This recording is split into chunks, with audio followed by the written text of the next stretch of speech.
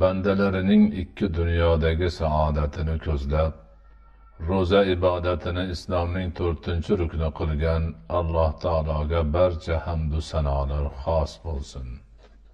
Ummatlariga mehr ko'rgazib, ro'za tutishni barcha sirlari ila o'rgatib ketgan Habib payg'ambarimiz Muhammad Mustafoga doimiy va abadiy salovatu salomlar bo'lsin.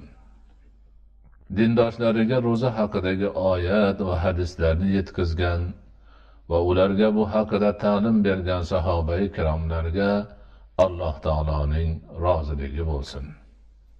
Qur'on, sunnat va sahobalarning amallaridagi ro'za haqidagi ma'lumot va ta'limotlarni chuqur o'rganib, ulardan bu haqdagi ahkomlarni chiqarib, tartibga solib va osonlashtirib ketgan mujtahid ulamo